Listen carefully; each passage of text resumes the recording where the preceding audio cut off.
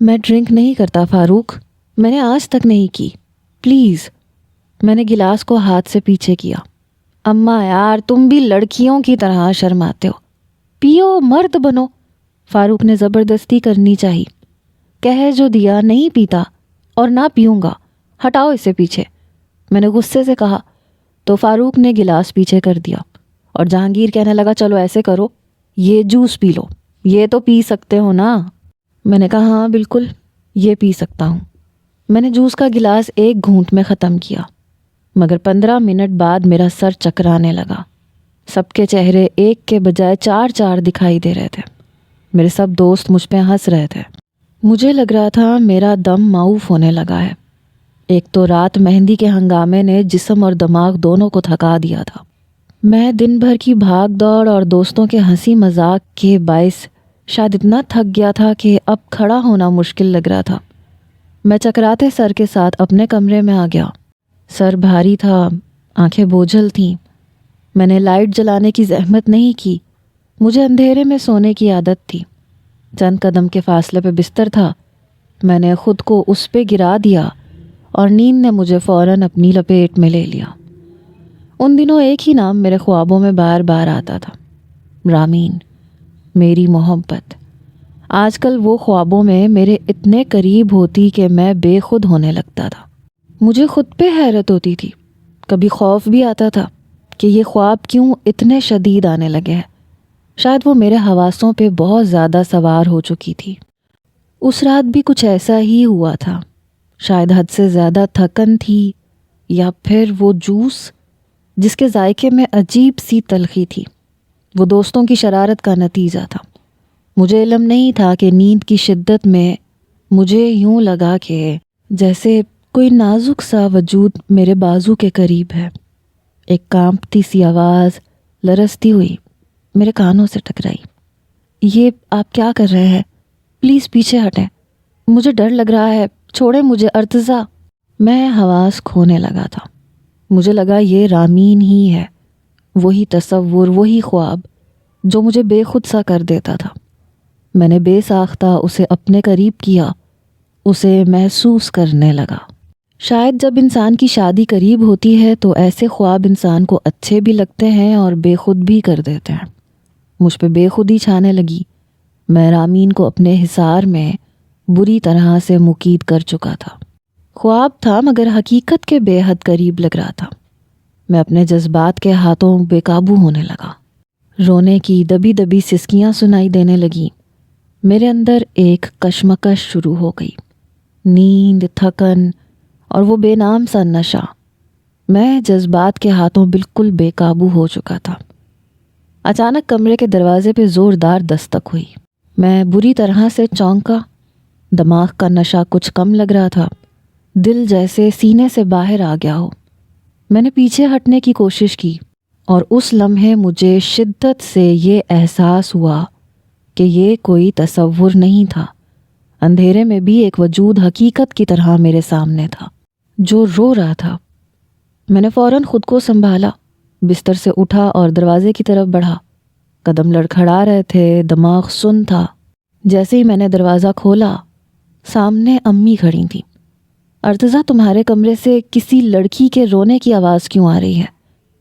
میرے پاس جواب نہیں تھا، میں خود کچھ سمجھ نہیں پا رہا تھا۔ امی اندر آئیں، بلب جلایا۔ روشنی پھیلتے ہی میرے قدموں تلے سے زمین نکل گئی۔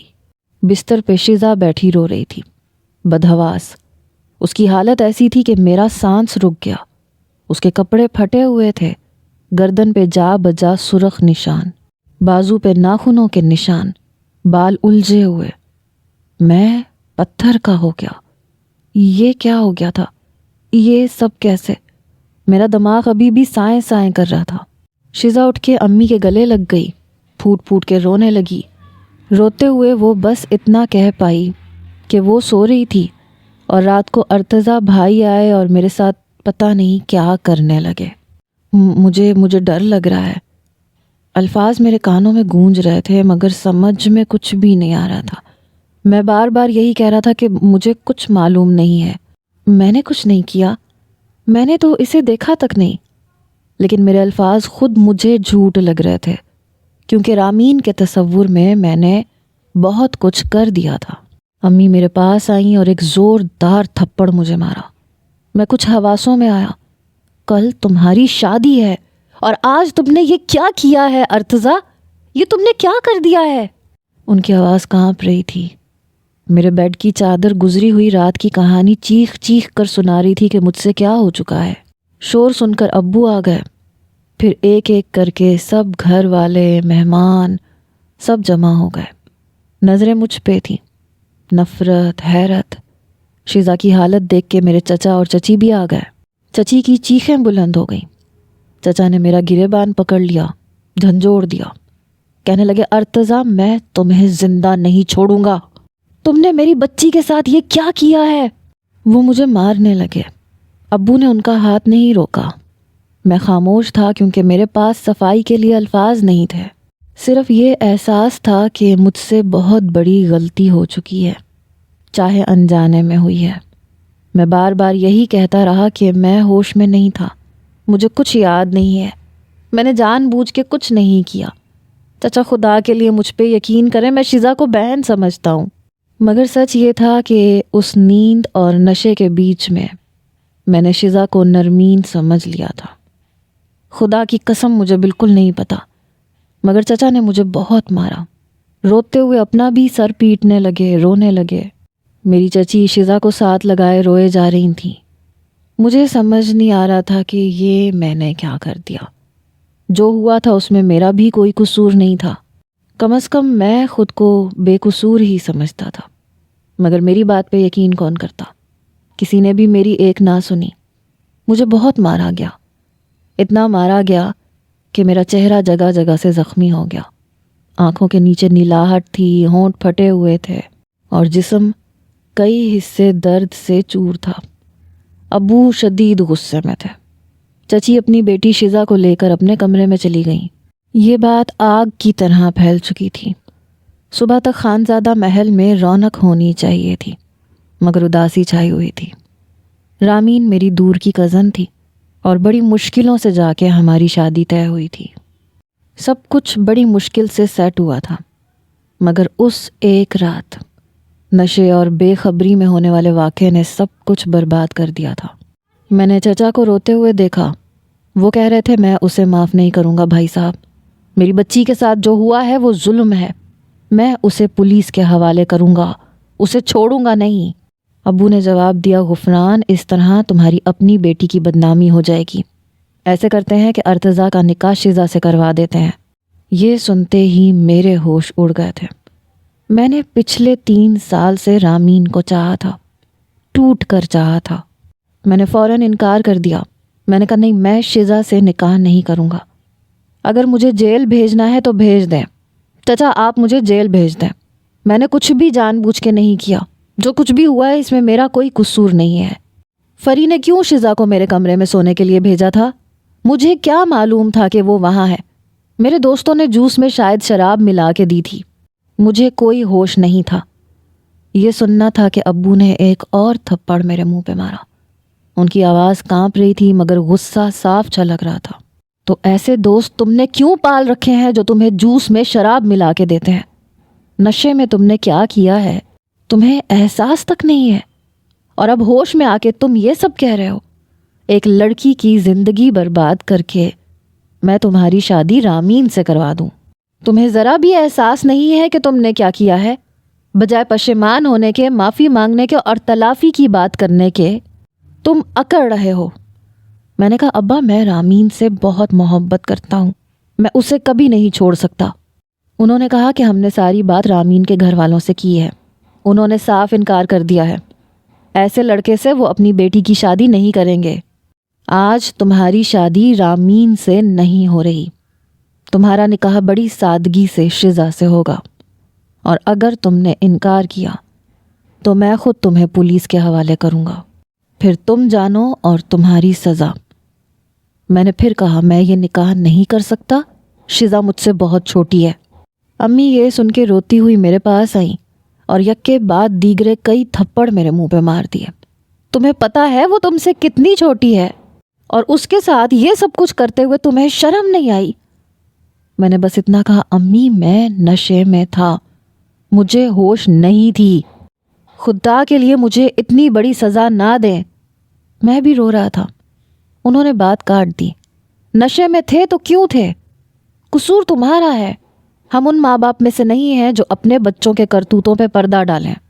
غلط تم نے کیا ہے، جیسے بھی کیا ہے، اور اب تم شزا سے نکاح کرو گے ورنہ ہمارا مرا ہوا منہ دیکھو گے۔ میں خاموش ہو گیا، اندر کہیں کچھ ٹوٹ گیا تھا۔ اس خاموشی نے میرے اندر شزا کے لیے صرف ایک ہی جذبہ باقی رکھ دیا تھا، نفرت۔ کیوں آ کر سوئی تھی میرے کمرے میں؟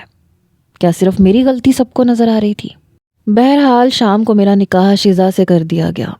مار کھانے کی وجہ سے میرا پورا چہرہ نیلا پڑ چکا تھا، جسم پہ بھی جگہ جگہ نشان تھے۔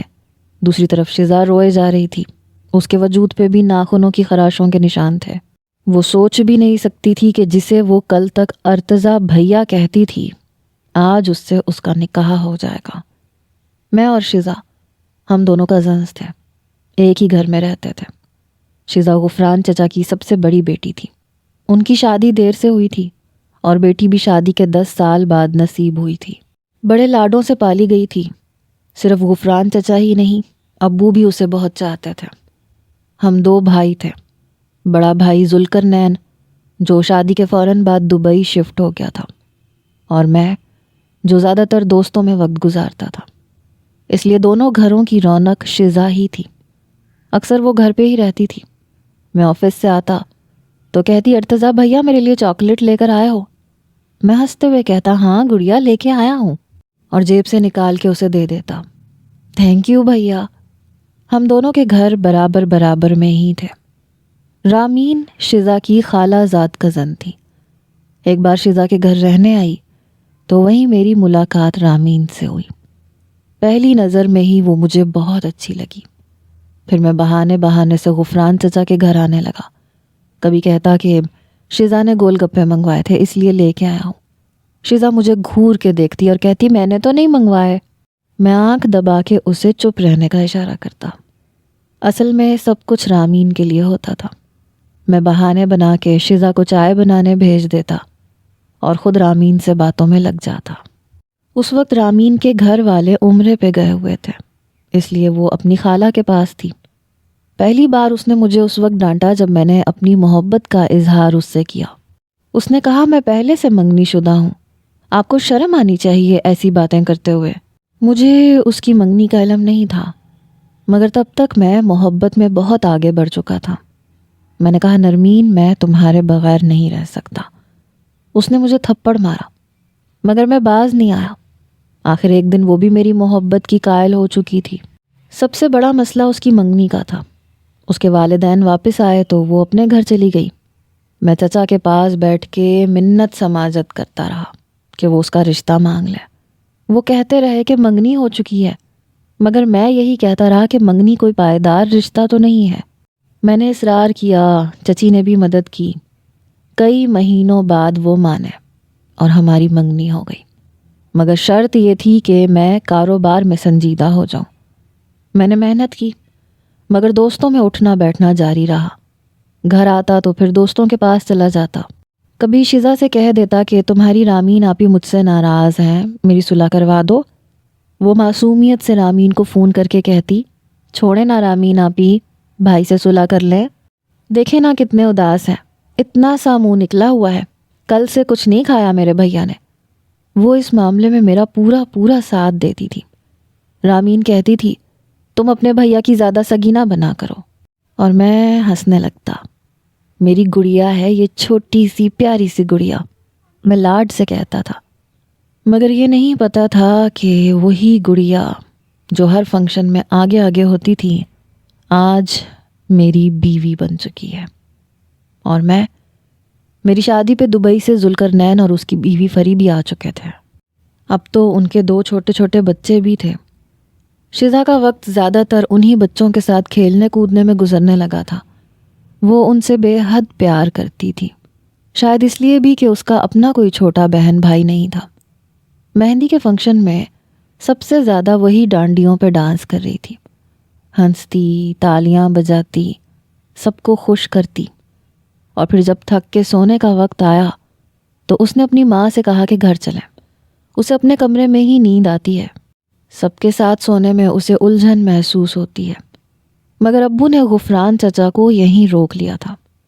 فری نے ہنستے ہوئے کہا کہ ارتضیٰ کے تو دوست آئے ہوئے ہیں، باہر محفل جما کے بیٹھے ہیں، وہ پوری رات وہیں رہیں گے۔ اس نے شزا سے کہا کہ وہ میرے کمرے میں سو جائے، اور شزا میرے کمرے میں جا کے لیٹ گئی۔ اسی لیے نکاح کے وقت صرف میرا دل نہیں ٹوٹا تھا، شزا بھی اسی صدمے میں تھی۔ ایک طرف اس پہ وہ سب کچھ بیت چکا تھا جو اس کے لیے ناقابل برداشت اور ناقابل فراموش تھا، اور دوسری طرف نکاح۔ میں یہ ماننے کو تیار ہی نہیں تھا کہ اگر مجھ سے غلطی ہوئی بھی ہے تو اس میں شزا کے ساتھ کوئی بہت بڑا ظلم ہوا ہے۔ میرے دل میں بس ایک ہی خیال گونجتا رہا کہ میری رامین مجھ سے چھن گئی ہے، اور اس کی سب سے بڑی وجہ شزا ہے۔ نکاح کے بعد رخصتی ہوئی تو وہ روتی دھوتی میرے کمرے میں بیٹھی تھی، اسی کمرے میں جہاں ایک رات پہلے اس نے شدید اذیت سہی تھی۔ اپنے نازک وجود پر اس نے جو کچھ سہا تھا، اس کے بعد آج کی رات کا خیال اسے اندر تک کانپا رہا تھا۔ اس نے بھی نکاح سے بہت انکار کیا تھا، مگر اس کی کسی نے نہ سنی۔ اس کی ماں رو رو کے یہی کہتی رہی کہ ہمارے پاس اور کوئی راستہ نہیں، دنیا بدنام کر دے گی، اس لیے پہلی فرصت میں نکاح پڑھا کے رخصت کر دیا گیا۔ میں غصے میں تھا۔ میں جب کمرے کی طرف بڑھا مگر ابو نے مجھے اپنے کمرے میں بلا لیا۔ میں نظریں جھکائے کھڑا تھا، جیسے بہت بڑا جرم کر بیٹھا ہوں۔ جرم واقعی بڑا تھا، مگر اس لمحے مجھے اس کا احساس نہیں تھا۔ ابو نے سخت لہجے میں کہا کہ اگر میں نے اس بچی کے ساتھ مزید کوئی زیادتی کی تو یاد رکھوں کہ ان سے برا کوئی نہیں ہوگا، اور یہ بھی کہ میں اپنے کمرے میں نہیں جاؤں گا۔ میں نے چونک کے ابو کی طرف دیکھا۔ انہوں نے کہا کہ آج کے بعد میں گیسٹ روم میں رہوں گا، میرا سارا سامان کل تک گیسٹ روم میں پہنچا دیا جائے گا، اور شزا میرے کمرے میں رہے گی۔ ابھی وہ اس رشتے کو نبھانے کے قابل نہیں ہے، جب وہ تیار ہو جائے گی تو میں اپنے کمرے میں جا سکوں گا۔ یہ سن کر میرے اندر آگ سی لگ گئی۔ آج میں اس سب کا بدلہ لینا چاہتا تھا، اس سب کا جس نے میری زندگی سے رامین کو مجھ سے چھین لیا تھا۔ گیسٹ روم میں جا کے میں نے جوتے اتارے اور زور سے دور پھینک دیے، پھر غصے میں بیڈ پہ لیٹ گیا۔ آج کی رات کے لیے میں نے کیا کچھ نہیں سوچ رکھا تھا، مگر سب کچھ مٹی ہو چکا تھا، اور اس سب کا قصوروار میں شزا کو سمجھ رہا تھا۔ وقت گزرتا گیا، شزا مجھ سے بہت زیادہ خوف زدہ رہنے لگی۔ زیادہ تر وقت وہ میری والدہ کے ساتھ گزارتی۔ وہ تعلیم جاری رکھنا چاہتی تھی، اس کے خواب تھے، مگر کچھ ہی دنوں کے بعد اس کی طبیعت خراب رہنے لگی۔ امی اور ابو اسے ڈاکٹر کے پاس لے کر گئے، اور جو خبر ڈاکٹر نے سنائی وہ میرے لیے بم دھماکے سے کم نہ تھی۔ ڈاکٹر نے سختی سے کہا تھا کہ اتنی کمزور سی لڑکی کے لیے یہ حالت سنبھالنا آسان نہیں ہے، اور احتیاط لازمی ہے۔ وہ بھی حیران تھیں اور ناراض بھی تھی۔ شزا خود ان سب باتوں سے ناواقف تھی۔ وہ تو ابھی بھی بچوں کے ساتھ کھیل کے وقت گزارتی تھی۔ گھر آ کے ابو نے سارا غصہ مجھ پہ نکالا۔ انہوں نے کہا کہ اب میں ہی اس کا خیال رکھوں گا، تاکہ مجھے احساس ہو کہ میں نے کیا کیا ہے اور اس کی اذیت کیا ہوتی ہے۔ شزا روئے جا رہی تھی۔ اسے اس بات کا بھی دکھ تھا کہ اسے کچھ عرصے کے لیے اسکول میں پڑھنے سے روک دیا گیا تھا۔ وہ پڑھنا چاہتی تھی، لہٰذا مجھے اس کے کمرے میں جانا پڑا۔ میں بھی بے حد غصے سے بھرا ہوا تھا۔ مجھے دیکھتے ہی اس کا رنگ پھیکا پڑا تھا۔ میں نے کہا یہ مت سمجھنا کہ میں تمہارا خیال رکھوں گا یا کبھی تمہیں بیوی مانوں گا۔ میں نے کہا مجھے تم اچھی نہیں لگتی بلکہ بری لگتی ہو، کیونکہ تمہاری وجہ سے میرا رشتہ رامین سے نہیں ہو سکا۔ اس کی کانپتی آواز میں اس نے کہا، ارتضیٰ بھیا میرا کوئی قصور نہیں ہے۔ اس کے منہ سے بھائی سن کے تو مجھے جیسے آگ لگ گئی۔ میں نے سختی سے کہا کہ خبردار مجھے بھائی کہا تو میں برداشت نہیں کروں گا۔ میں چیختا رہا کہ کس نے اسے میرے کمرے میں آنے کا کہا تھا؟ کیوں آئی تھی وہ؟ کیوں سوئی تھی میرے بیڈ پہ؟ وہ خاموشی سے سنتی رہی، روتی رہی۔ زیادہ رونے سے اس کی طبیعت مزید خراب ہو گئی۔ واش روم میں بھاگ گئی، الٹیاں کرنے لگی۔ میں اپنا سر پکڑ کے بیٹھ گیا۔ جب وہ کمرے میں آئی تو بے حال تھی۔ مجھے خود پہ بھی غصہ آنے لگا۔ اس کا زرد پڑتا رنگ دیکھ کے مجھے خود پہ اور بھی غصہ آنے لگا۔ وہ بیڈ پہ بے حال ہو کے لیٹ گئی تھی۔ اگلی بار ڈاکٹر کے پاس لے جانے کی ذمہ داری بھی مجھے دے دی گئی۔ ابو نے کہا کہ میں ہی سب کی باتیں سنوں تاکہ مجھے حقیقت کا احساس ہو۔ شزا میرے ساتھ چلتی تھی تو واقعی ننھی سی گڑیا ہی لگتی تھی۔ اس کا قد میرے کندھے تک آتا تھا۔ ڈاکٹر نے ہمیں ساتھ دیکھا تو افسوس سے سر ہلا دیا۔ اصل کہانی وہ نہیں جانتے تھے۔ کہنے لگی کہ انسان کو اپنی عمر کے حساب سے لڑکی کا انتخاب کرنا چاہیے۔ آپ کی وائف بہت کمزور ہے اور اتنی ہی ناواقف ہے، اس لیے اسے بچوں کی طرح سنبھالنا پڑے گا۔ میں اسے گھر واپس لے آیا۔ رات کو اس نے کھانا کھانا چھوڑ دیا کہ اسے بہت الٹی آتی ہے۔ میری والدہ پھل میرے کمرے میں رکھ کے مجھ سے کہنے لگیں کہ اسے کھلانا تمہاری ذمہ داری ہے۔ کچھ دن تو میں نے پرواہ ہی نہیں کی، مگر ایک رات وہ ہائے ہائے کیے جا رہی تھی۔ میں صوفے پہ لیٹا تھا، اس کی ہائے ہائے سن کے میں اٹھ گیا، اس کے پاس آ گیا۔ اس کی آنکھوں کے نیچے ہلکے پڑے ہوئے تھے۔ میں نے کہا کیا ہوا ہے شزا؟ اس نے آنکھیں کھولیں، آنسو بہا رہی تھی۔ مجھے بھوک لگ رہی ہے مگر اٹھا نہیں جا رہا۔ اس نے اپنا بازو اس کے سر کے نیچے رکھا ہوا تھا۔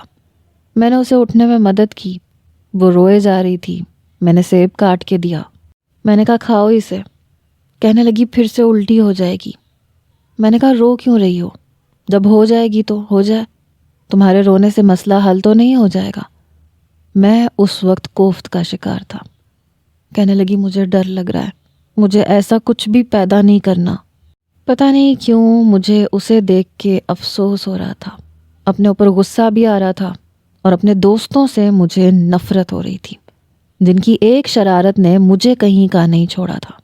ورنہ میرے سامنے بیٹھی لڑکی کو، جسے میں نے ہمیشہ اپنی چھوٹی بہن سمجھا تھا، ایک عجیب سے رشتے میں ہم لوگ بندھ چکے تھے۔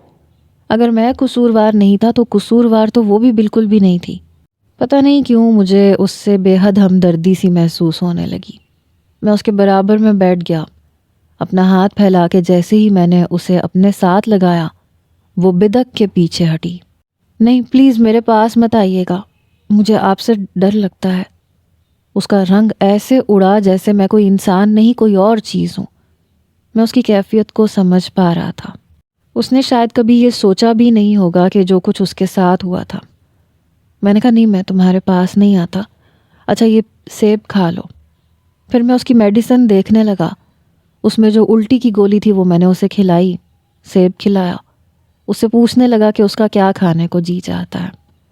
کہنے لگی کہ مجھے کھٹے پھل کھانے کو جی چاہتا ہے۔ اگلے روز میں نے اسے وہی لا دیا۔ کبھی اسے رات کو جوس بنا کے دے دیتا تھا۔ جیسے جیسے وقت گزرتا گیا، شزا کا وجود کمزور پڑتا گیا۔ اسے اپنا آپ برا لگنے لگا اور میں اس کی طرف دیکھتا بھی نہیں تھا۔ کبھی کبھی مجھے اپنی غلطی کا احساس ستاتا تھا۔ کاش میں نے اس رات لائٹ جلا لی ہوتی، کاش میں ہوش میں ہوتا۔ اس کا سانس پھولتا تھا، وہ بے حال ہو جاتی تھی، اور کبھی کبھی میرے دل میں ترس بھی جاگتا تھا۔ مگر پھر وہی نفرت، وہی بے چینی ایک بار پھر میرے ذہن میں گردش کرنے لگتی تھی۔ وہی خیال جو دن میں بھی چین نہیں لینے دیتا تھا اور رات کو تو جیسے سانسیں بھی بوجھل کر دیتا تھا۔ میں نے گہری سانس خارج کی اور چھت کو گھورتا رہ گیا۔ شاید خود کو سمجھانا چاہ رہا تھا یا شاید خود ہی سے بھاگ رہا تھا۔ اس رات بھی میں بیڈ پہ ہی سو رہا تھا۔ درمیان میں تکیوں کی ایک دیوار سی بنی ہوئی تھی جو میں نے خود اپنے ہاتھوں سے کھڑی کی تھی، کیونکہ وہ رات کو ڈر جاتی تھی تو میں اپنا ہاتھ اسے پکڑا دیتا تھا اور میرا ہاتھ پکڑ کے وہ سکون سے سو جاتی تھی۔ آدھی رات کو کسی کے گہرے گہرے سانس لینے کی آواز نے میری آنکھ کھول دی۔ پہلے تو میں نے تکیا اٹھا کے اپنے کانوں پہ رکھ لیا۔ نیند ویسے ہی شدید آ رہی تھی، دماغ پہلے سے بوجھل تھا، مگر جب آواز بند نہ ہوئی تو میں جھنجھنا کے اٹھ بیٹھا۔ کمرہ گہری تاریکی میں ڈوبا ہوا تھا۔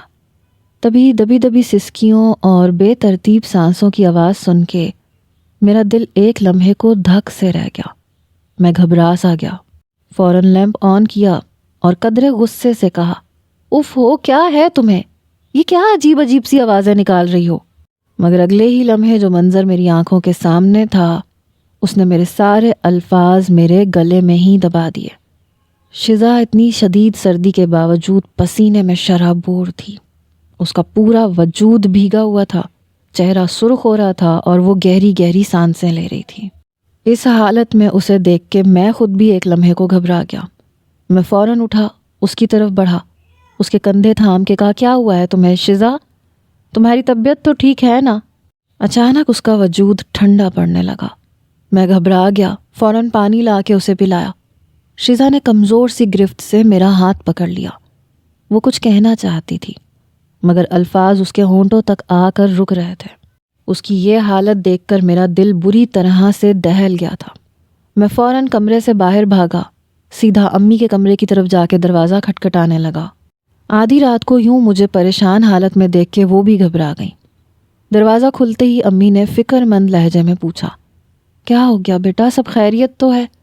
وہ ابھی پورا سوال بھی نہیں کر پائیں تھیں کہ ابو بھی اٹھ کے دروازے تک آ گئے۔ میں گھبرائے ہوئے لہجے میں بولا، ماما پتہ نہیں شزا کو کیا ہو گیا ہے، اس کی طبیعت اچانک بہت خراب ہو گئی ہے، آپ پلیز چل کے دیکھیں۔ امی فوراً کمرے کی طرف بڑھ گئی مگر ابو نے مجھے وہیں روک لیا۔ جھٹکے سے میرے گریبان کو تھام کے دبی دبی غراہٹ میں بولے، سچ بتاؤ تم نے اس بچی کے ساتھ کچھ الٹا سیدھا تو نہیں کیا؟ میں نے تمہیں اس کے ساتھ کمرے میں اس کا خیال رکھنے کے لیے کہا تھا۔ اپنے باپ کی آنکھوں میں ایک بار پھر اپنے لیے شک دیکھ کر میرا دل جیسے بیٹھ سا گیا۔ جی چاہا کہ زمین پھٹ جائے اور میں اس میں سما جاؤں۔ میں نے اپنا گریبان چھڑواتے ہوئے کہا، پاپا پلیز مجھ پہ شک کرنا چھوڑ دیں، میں نے کچھ نہیں کیا اس کے ساتھ، میں اس کا پورا خیال رکھ رہا ہوں، میں تو آپ کو اس کی طبیعت کے بارے میں بتانے آیا تھا۔ امی کمرے میں شزا کو دیکھ چکی تھیں۔ ان کا بلڈ پریشر اچانک لو ہو رہا تھا۔ فوراً دوا دی گئی تو کچھ دیر بعد اس کی حالت سنبھلنے لگی۔ صبح کے تقریباً 3 بج چکے تھے جب امی اور ابو واپس اپنے کمرے میں گئے۔ جانے سے پہلے ابو نے سختی سے کہا، ارتضیٰ تم جا کے شزا کا خیال رکھو، دھیان رکھنا، جب تک وہ سو نہیں جاتی تم بھی نہیں سو گے۔ کچھ دیر پہلے میں جو اس کی حالت دیکھ کے گھبرا گیا تھا، اب اس ہدایت کو سن کے بے اختیار جمائی آ گئی۔ ساری رات جاگتے ہوئے گزر چکی تھی۔ جب شزا لیٹنے لگی تو اس نے کمزور سی آواز میں مجھ سے کہا، آپ سو جائیں، میں اب ٹھیک ہوں۔ میں نے ماتھے پہ بل ڈالتے ہوئے جواب دیا، اچھا میں سو جاؤں اور تم پھر سے بن پانی کی مچھلی کی طرح تڑپنے لگو؟ تمہیں کچھ ہو گیا نا تو خود تو مرو گی، مگر تمہارے تایا تائی مجھے بھی زندہ نہیں چھوڑیں گے، یہ تم سے پہلے مجھے قبر میں اتاریں گے، اس لیے بہتر ہے کہ چپ کر کے سو جاؤ، میں یہاں تمہاری چوکیداری کے لیے بیٹھا ہوا ہوں۔ میرا لہجہ بے حد روکھا تھا، یا شاید حد سے زیادہ۔ وہ ڈرتے ڈرتے آنکھیں بند کر کے لیٹ گئی۔ کچھ دیر بعد اس کی سانسوں کی آواز ہموار ہو گئی۔ گہری نیند کی سانسیں میری کانوں سے ٹکرائیں تو میں نے بھی شکر کا سانس لیا۔ میں بھی وہیں اس کے قریب لیٹ گیا۔ اس بار ہمارے درمیان میں تکیوں کی کوئی دیوار نہیں تھی۔ شزا کو دیکھتے ہی ایک بار پھر وہی رات میرے ذہن میں تازہ ہو گئی۔ شاید رات کا سناٹا تھا یا شاید میری کمزوری، مگر ایک بار پھر میں اپنے جذبات پہ قابو نہیں رکھ پا رہا تھا۔ میرا ذہن مجھے اس کے چہرے کے قریب جانے پہ اکسا رہا تھا۔ میں نے آہستہ سے اپنا ہاتھ شزا کی طرف بڑھایا، اس کے چہرے کو چھونے ہی والا تھا کہ اچانک وہ گھبرا کے اٹھ بیٹھی۔ یہ کیا کر رہے ہیں آپ میرے ساتھ ایسا نہیں کر سکتے، خدا کا واسطہ ہے آپ میرے ساتھ کچھ مت کیجیے گا۔ شزا کی کانپتی ہوئی آواز میرے کانوں میں پڑی تو میں بے بسی سے پیچھے ہٹ گیا۔ اس کی آنکھوں میں صاف خوف جھلک رہا تھا۔ مجھے ایک لمحے کو شدید شرمندگی محسوس ہوئی، دل میں عجیب سی خلش اٹھی۔ میں تو اس کے چہرے سے بالوں کو ہٹا رہا تھا تاکہ وہ سکون سے سوئی رہے، لیکن اس کے اندر شاید خوف بیٹھ چکا تھا۔ میں نے کہا، ارے کیا کر رہا ہوں میں نے کچھ بھی نہیں کیا، میں بس مچھر اڑا رہا تھا، بلا وجہ اگر تمہاری طبیعت پھر سے خراب ہو گئی تو۔ یہ کہہ کے میں نے فوراً اپنا رخ پھیر لیا اور کروٹ بدل کے لیٹ گیا، شاید خود ہی سے نظریں چرانا چاہتا تھا۔ شزا بھی ڈرتے ڈرتے دوبارہ لیٹ گئی۔ کمرے میں خاموشی چھا گئی، مگر وہ خاموشی دل کو اور زیادہ بوجھل کر رہی تھی۔ ایک بار رات کو سوتے ہوئے اس نے میرا ہاتھ پکڑ کے زور سے دبایا۔ میری آنکھ کھل گئی، کہنے لگی، یہ کیا ہو رہا ہے میرے ساتھ؟ میں نے کہا، کیا ہو رہا ہے؟ اس نے اپنے پیٹ کی طرف اشارہ کیا۔ شاید بچے کی حرکت سے وہ گھبرا گئی تھی، فوراً سے اٹھ کے بیٹھ گئی، ڈر گئی۔ میری نظر بھی اس کے پیٹ پہ پڑ چکی تھی، لیکن میں سمجھ گیا تھا۔ کہنے لگی میرے اندر کچھ ہے، مجھے بہت ڈر لگ رہا ہے۔ میں نے اس کا ہاتھ پکڑا، میں نے کہا لیٹ جاؤ، کچھ نہیں ہے تمہارے اندر۔ کہنے لگی نہیں، کچھ ہو رہا ہے، مجھے الجھن ہو رہی ہے، ایسا لگ رہا ہے کوئی اندر سے کچھ کر رہا ہے میرے ساتھ۔ اب میں اس کو کیا سمجھاتا اور کیسے سمجھاتا؟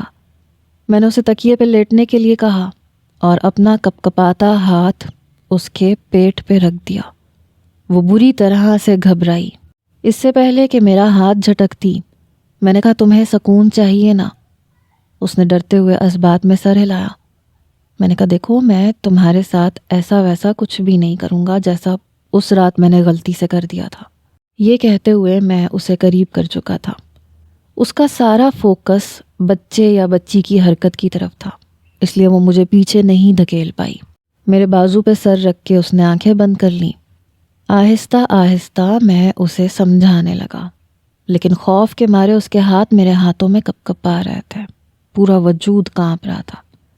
وقت گزرتا گیا، جیسے جیسے ڈیلیوری کا وقت قریب آتا گیا، شیزا کے چہرے پہ خوف اور گھبراہٹ واضح ہوتی چلی گئی۔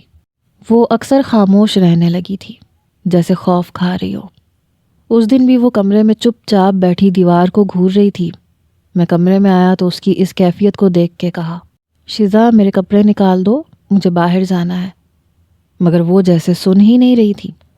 میں نے دوبارہ کہا تو وہ چونک کے میری طرف متوجہ ہوئی۔ اچانک اس نے میرا ہاتھ تھام لیا۔ اس کی انگلیاں سرد تھیں۔ گھبرائے ہوئے لہجے میں بولی ارتضیٰ مجھے کچھ ہوگا تو نہیں نا؟ اس کی بات سن کے میری آنکھیں پھیل گئیں۔ کیا مطلب کیا نہیں ہوگا؟ وہ فوراً نظریں چرا گئی، میرا ہاتھ چھوڑ کے سر جھکا لیا۔ کچھ لمحے خاموش رہنے کے بعد دھیمی آواز میں بولی کچھ نہیں میم، آپ کے کپڑے نکال دیتی ہوں۔ مجھے ابھی اس کی بات کی تہہ تک پہنچنے کا موقع بھی نہیں ملا تھا کہ وہ کپڑے نکال کے بیڈ پہ رکھ چکی تھی۔ مجھے ڈاکٹر کی بات یاد آنے لگی کہ کبھی بھی لیبر پین شروع ہو سکتے ہیں۔ یہ تو واقعی ایک معصوم بچی تھی، اس کا ڈر بالکل فطری تھا، آنے والے وقت کا، ایک ایسے مرحلے کا جس کے لیے وہ ذہنی طور پہ تیار ہی نہیں تھی۔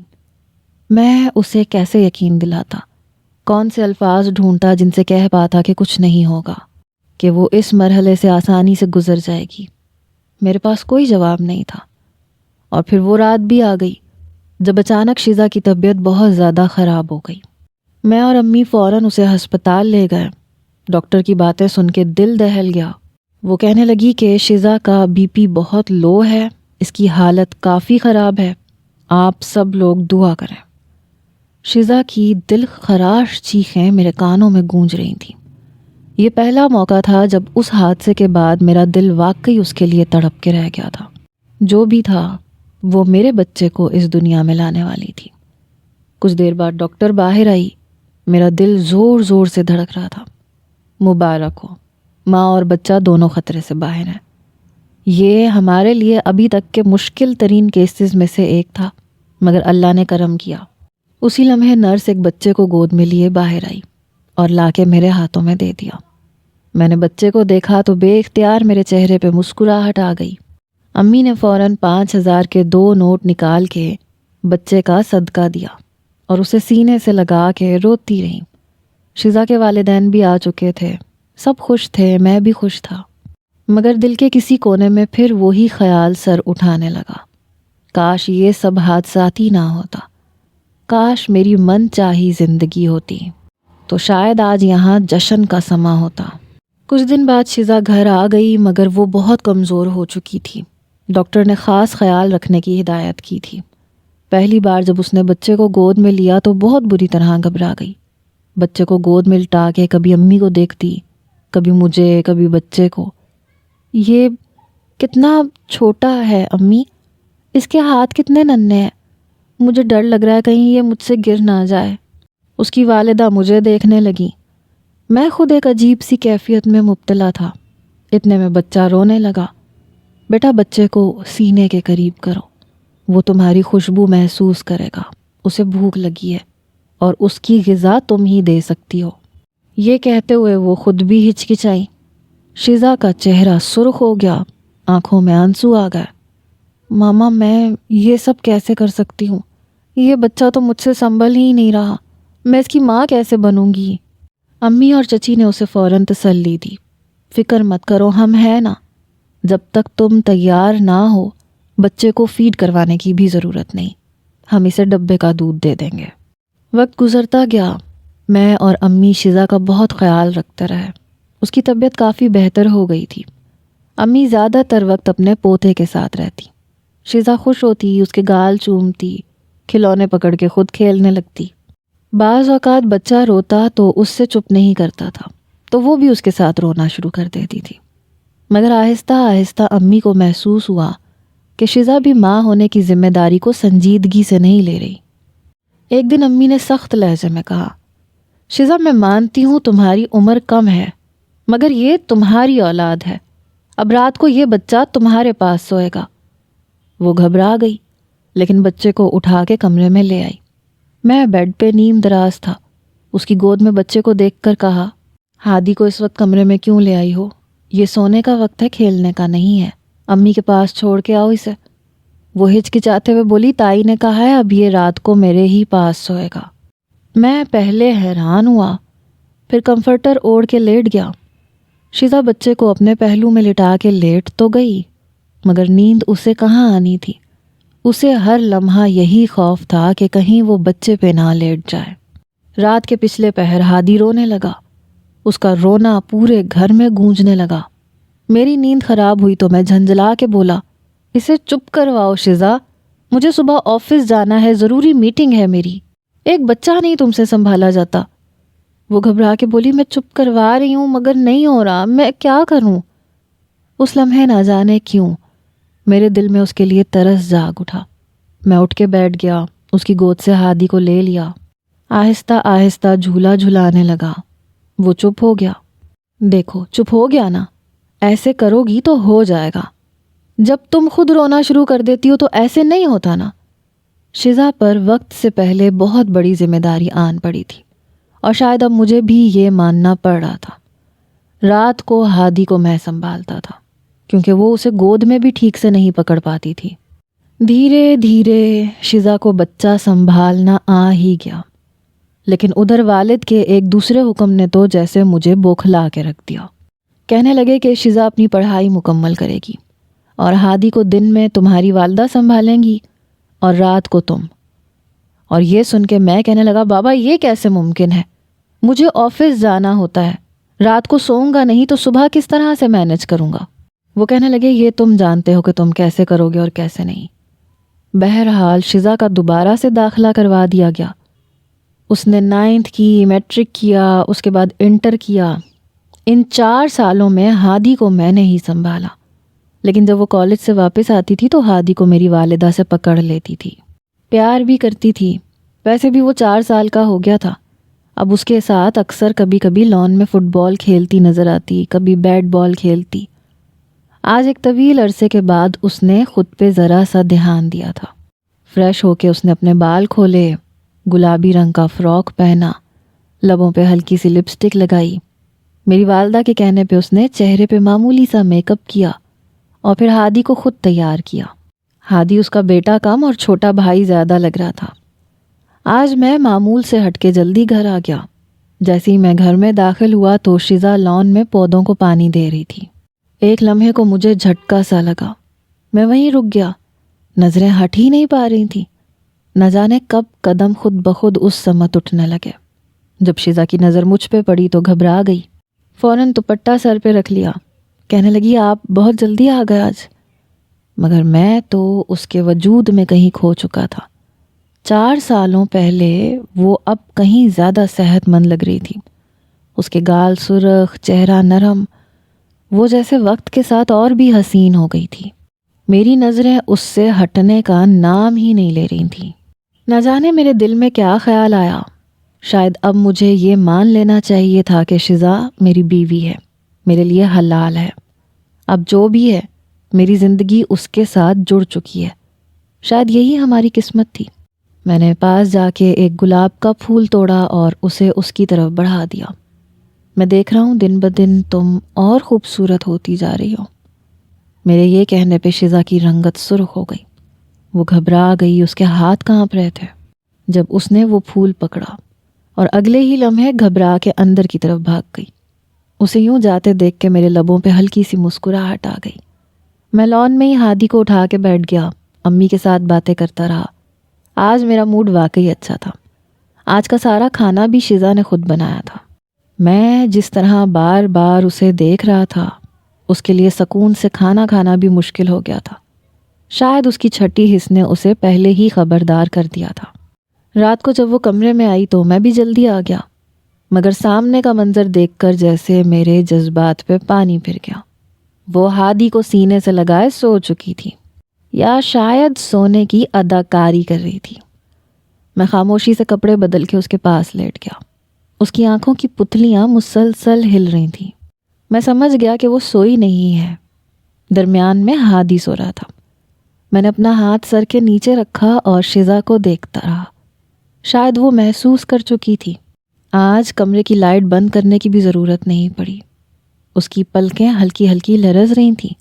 اس کے چہرے پہ پسینے کی ننھی بوندیں دیکھ کے میرے چہرے پہ مسکراہٹ آ گئی۔ بے اختیار میں نے ہاتھ آگے بڑھایا اور اس کے چہرے پہ آنے والی لٹ کو انگلی میں گھمانے لگا۔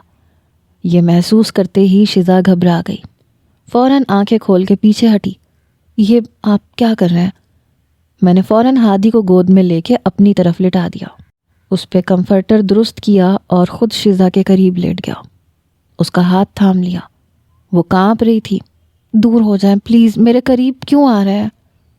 میں نے آہستہ سے کہا، میں جانتا ہوں کہ ہماری زندگی کی شروعات جیسے حالات میں ہوئی وہ ہم دونوں میں سے کسی کی خواہش نہیں تھی، مگر اب ہمیں ساری زندگی ساتھ گزارنی تو ہے، اور میں چاہتا ہوں کہ ہم اس رشتے کو آگے بڑھائیں۔ میں چاہتا ہوں کہ تم میرے ساتھ اعتماد کے ساتھ رہو۔ میں اس کے قریب ہوا تو شزا کو وہ رات یاد آ گئی، وہ رات جس نے اس کے دل میں خوف بٹھا دیا تھا۔ اس سے پہلے کہ وہ چیخ پاتی میں رک گیا۔ اس کی حالت دیکھ کے مجھے اندازہ ہو گیا کہ وہ کتنی خوفزدہ ہے۔ وہ روتے ہوئے پیچھے ہٹ گئی۔ نہیں، آپ بہت برے ہیں، میں دوبارہ اس تکلیف سے نہیں گزر سکتی۔ اسے یوں دیکھ کے میرا دل بیٹھ گیا۔ میں نے غصہ نہیں کیا، بس اسے دیکھتا رہا۔ کیا میں واقعی اتنا برا تھا کہ میری اپنی بیوی مجھ سے اس طرح سے ڈرتی ہے؟ میں نے گہری سانس لی، آگے بڑھا اور نرمی سے کہا، ڈرنے کی ضرورت نہیں ہے۔ جو کچھ بھی ماضی میں ہوا وہ میری بہت بڑی غلطی تھی۔ میں اس پہ شرمندہ ہوں، مگر آج میں پورے ہوش میں ہوں اور میں تمہیں اذیت دینا نہیں چاہتا۔ اگر تم تیار نہیں ہو تو میں زبردستی نہیں کروں گا۔ وہ خاموش رہی۔ میں پیچھے ہٹ گیا۔ جا کے سو جاؤ۔ وقت گزرتا گیا، مگر اب میں آفس جانے سے پہلے ٹائی باندھنے کے لیے اسے ہی آواز دیتا تھا۔ وہ ٹائی باندھنے لگی۔ میں بے ساختہ کبھی اس کے رخسار کو چھو لیتا، کبھی اس کی کمر پہ اپنے ہاتھ رکھ کے اسے سینے سے لگا کے آئی لو یو کہہ کے چھوڑ دیتا، کمرے سے باہر چلا جاتا۔ دھیرے دھیرے محبت دونوں طرف سے بڑھنے لگی۔ شزا کے دل میں میرے لیے احساس بدلنے لگے۔ جب میں ہادی کو گود میں اٹھا کے پیار کرتا، اس کی ہنسی پورے کمرے میں گونجتی تو شزا کے چہرے پہ عجیب سی چمک آ جاتی۔ ایک دن قریبی رشتہ داروں میں فوتگی ہو گئی۔ امی ابو سب وہاں چلے گئے۔ 2 دن تک گھر میں بس میں، شزا اور ہادی تھے۔ میں نے پورے کمرے کو پھولوں اور روشنیوں سے سجا دیا۔ جب شزا کمرے میں آئی تو یہ دیکھ کے خوش ہوئی، اس کے چہرے سے خوشی چھلکنے لگی۔ یہ سب میرے لیے؟ میں نے مسکرا کے کہا، ہاں، میں بس یہ کہنا چاہتا تھا کہ مجھے تم سے محبت ہو گئی ہے۔ اس نے مسکرا کے جواب دیا، شزا پلیز اب انکار مت کرنا۔ یہ کہہ کے جیسے ہی میں اس کے ہونٹوں پہ جھکنے لگا، عین اسی وقت ہادی رونے لگا۔ تمہیں بھی ابھی رونا تھا؟ میں نے ہادی کو گھورتے ہوئے کہا۔ شزا نے اسے گود میں بھر لیا۔ اس رات کے بعد ہماری زندگی بدل گئی۔ خوف کی جگہ اعتماد نے لے لی، محبت نے ڈر کو ختم کر دیا۔ 2 دن کے بعد جب امی ابو واپس آئے اور ہمیں ایک ساتھ خوش دیکھا تو ان کی آنکھوں میں حیرت اور دعا دونوں تھے، اور میں دل ہی دل میں جانتا تھا کہ جو سفر خوف سے شروع ہوا تھا وہ اب محبت میں بدل چکا ہے۔